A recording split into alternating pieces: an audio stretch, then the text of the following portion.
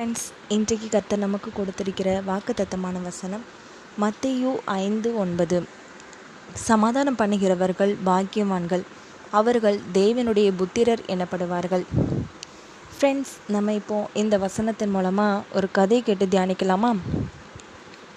அமுதா புத்தம்புதிதாக அப்போதான் ஒரு இடத்துக்கு குடி புகுந்து வந்தாங்க குடும்பமாக. அப்படி இருக்கும்போது பக்கத்து வீட்டில் எப்போ பார்த்தாலும் பிரச்சனைகளும் சண்டைகளும் இருந்துக்கிட்டே இருக்கும். இதை பார்த்து அமுதாவுக்கு ரொம்ப வேதனையாக இருந்துச்சு. என்ன இது, எப்போ பார்த்தாலும் இவங்க வீட்டில் சத்தம் கேட்டுக்கிட்டே இருக்குது. அது மட்டும் இல்லாமல் 2 பேரும் பெரிய வாக்குவாதத்தில் ஈடுபடுறாங்க. அதனால் பெரிய சத்தம் ஏற்படுது. ஆனால் அக்கம் பக்கத்தில் இருக்கிறவங்க எல்லாரும் வேடிக்கை பார்க்குறாங்களே தவிர அவங்கக்கிட்ட போய் சமாதானமாக பேச முடியாதா? சரி, அவர்கிட்ட பேசுகிறது நினச்சா பயமாக இருக்கா அப்படின்னாலும் அந்த பொண்ணுக்கிட்டையாவது யாராவது உட்காந்து பேசலாம்ல. இவ்வளோ தூரம் சவுண்டு போடும்போது மற்றவங்க வேடிக்கையாக பார்க்குற மாதிரி நம்ம குடும்பம் ஆயிருக்குதேன்னு அவங்களுக்கு அதை புரிய வைக்கலாம்ல அப்படின்னு சொல்லி தன்னுடைய கணவர்கிட்ட பேசிகிட்டு இருந்தாங்க அமுதா. அப்போது அமுதாவுடைய கணவர் சொன்னாங்க, இங்கே பாரு, தேவையில்லாமல் அடுத்தவங்க வீட்டு விஷயத்தில் போய் தலையிடாத, அப்புறம் நல்லா வாங்கி கெட்டிக்கிட்டு போகிற அப்படின்னு சொன்னாங்க. அப்போது அமுதாவுக்கு இது கொஞ்சம் கஷ்டமாக இருந்தது. எப்படியாவது அந்த பொண்ணை பார்த்து பேசணும் அப்படிங்கிற ஒரு உந்துதல் அவளுக்கு ஏற்பட்டுச்சு. ஆனால் தினந்தோறும் காலையிலையும் மாலையிலையும் அவளுடைய கணவர் வந்ததுமே இந்த மாதிரி சத்தம் கேட்குறது வழக்கம். அதனால் அமுதாக்கு இது பார்க்கும்போது புதுசாக தெரிஞ்சிச்சு. என்னடா இது, எப்போவுமே இப்படி தான் இருப்பாங்களா அப்படின்னு அக்கம் பக்கத்தில் எல்லார்ட்டையும் விசாரித்து பார்த்தா எல்லோரும் சொன்னாங்க, அவங்க எப்போவுமே இப்படி தான் சண்டை போட்டுக்கிட்டே தான் இருப்பாங்க. ஆனால் என்ன, திடீர்னு பெரிய சண்டை வரும் பாருங்கள், அதை வேடிக்கை பார்க்குறது ரொம்ப பெரிய இன்ட்ரெஸ்டிங்காக இருக்கும் எங்களுக்கெல்லாம் அப்படின்னு சொன்னாங்க. அதை கேட்டதுமே அமுதாவுக்கு ரொம்ப பெரிய அதிர்ச்சியாக இருந்துச்சு. இன்ட்ரெஸ்டிங்காக இருக்கிறதுக்காக நீங்கள் சண்டை போடுறத டிவி சீரியல்லையோ இல்லை டிவிலேயோ போய் பார்த்துக்கலாம்ல.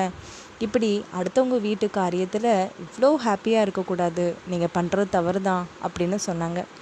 அப்போது அமுதா கிட்ட சொன்னாங்க, இங்கே பாருமா, நீ இப்போ தான் இந்த காலனிக்கு புதுசாக வந்திருக்க, அதனால் இதெல்லாம் பார்த்துட்டு நல்லா என்ஜாய் பண்ணிவிட்டு போயிடணும், சும்மா அடுத்தவங்க விஷயத்தை ஆராயக்கூடாது அப்படின்னு சொன்னாங்க. அப்போ அமுதா சொன்னால், அப்போது நீங்கள் அடுத்தவங்களுடைய சண்டைகளில் அவ்வளோ சந்தோஷம் கொள்கிறீங்களே, அதுக்கு மாறா நான் அதை அமர்த்துறதுக்கு பார்க்குறேன், இது பெரிய தப்பா அப்படின்னு சொன்னதும் எல்லாரும் சொன்னாங்க, எங்கேயோ இருந்து உபதேசப்படுறதுக்காக தான் இந்த வீட்டுக்கு வந்தியா என்ன அப்படின்னு இளக்காரமாக பேசிட்டு போயிட்டாங்க. அமுதாவுக்கு அந்த பொண்ணை பார்க்குறதுக்கு எப்படியாவது பார்த்துடணுன்னு ரொம்ப ஆசையாக இருந்தா. கடைசியில் அவங்க வெளியில் வரும்போது அவங்கக்கிட்ட பேச முன்பட்டா. அப்போ அமுதா சொன்னால், இங்கே பாருங்கள், உங்களுடைய ஒரு சொந்த சகோதரியாக நான் சொல்கிற கேளுங்க, இந்த மாதிரி நீங்கள் சண்டை போடுறத பார்க்குறதுக்கு வேடிக்கையாக இருக்கிற மாதிரி உங்களுடைய வீடு இருக்கலாமா? மற்றவங்க எல்லாரும் உங்களை பார்த்து ரொம்ப இன்ட்ரெஸ்டிங்காக இருக்குன்னு சொல்லி வேடிக்கை பார்க்குறாங்க. அது எவ்வளோ பெரிய கஷ்டம், அவமானம். உங்களுடைய கணவருக்குமே அது அவமானம் தான். நீங்கள் இனிமேல் கொஞ்சம் அமைதியாக பேசுங்க. சண்டையாக இருந்தால் கூட கொஞ்சம் வீட்டுக்குள்ளேயே அமைதியோடு முடிச்சுக்கோங்க. மற்றவங்க பார்த்து இன்ட்ரெஸ்டிங்காக இருக்குன்னு சொல்லி சந்தோஷப்பட விடாதீங்க. அது நம்மளுடைய குடும்பத்தின் மானம் தானே போகுது அப்படின்னு சொல்லி மெதுவாக பேச ஆரம்பித்தா.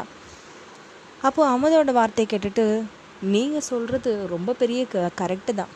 நான் கொஞ்சம் கோபத்தில் ரொம்ப கத்திடுவேன். என்னை விட என் கணவர் ரொம்ப கத்துவார். இதையெல்லாம் பார்த்துட்டு என் பிள்ளைங்க கத்துவாங்க. எல்லாம் சேர்ந்து எங்கள் மாமனார் மாமியார் எல்லோரும் சேர்ந்து கத்த ஆரம்பிச்சிடுறாங்க. அதனால் நாங்கள் சமாதானமாக இருக்கிறதுக்கு ஒரு வழி இருக்குது. நான் தான் முதல்ல அமைதியாக இருக்கணும் அப்படின்னு சிரிச்சிட்டு போனாங்க. சரி, இன்றைக்கி மாலையில் போய் பார்ப்போன்னு சொல்லி அமுதா அமைதியோட தன்னுடைய வேலைகளை செஞ்சுக்கிட்டு இருந்தான். ஆனால் எந்த சத்தமும் அன்னைக்கு இரவு கேட்கவே இல்லை. இதை பார்த்ததும் அமுதாவுக்கு ரொம்ப சந்தோஷம். சரி, நம்ம சண்டை போடுறத வேடிக்கை பார்க்காம நல்ல சமாதானம் பண்ணிக்கிட்டோன்னா நமக்கும் சந்தோஷந்தான்னு சொல்லி அவங்களுக்காக அன்றைக்கு இரவு ப்ரேயர் பண்ணிவிட்டு எல்லாரும் நிம்மதியாக தூங்கினாங்க. சந்தோஷமாகவும் அவங்களுடைய குடும்பம் நடத்த ஆரம்பித்தாங்க. ஃப்ரெண்ட்ஸ், இந்த கதையை கேட்டிங்களா? இதே மாதிரி நம்ம வீட்டில் சண்டை போடுறத பார்க்குறதுக்குன்னு வேடிக்கையாக நல்லா இருக்குதுன்னு சொல்லி பார்க்குறதுக்கு நிறைய பேர் இருக்கிறாங்க. ஆனால் சமாதானம் பண்ணுறதுக்கு தேவனுடைய புத்திரர்கள் கண்டிப்பாக நம்மளை சூழ்ந்து தான் இருப்பாங்க. அதனால் நாம் சண்டையை அமர்த்துறதுக்கு முன்படுவோம். இப்படிப்பட்ட விஷயத்தில் நம்ம ஜாக்கிரதையாக இருப்போம். கர்த்தர் உங்களை ஆசீர்வதிப்பாராக. ஆமேன்.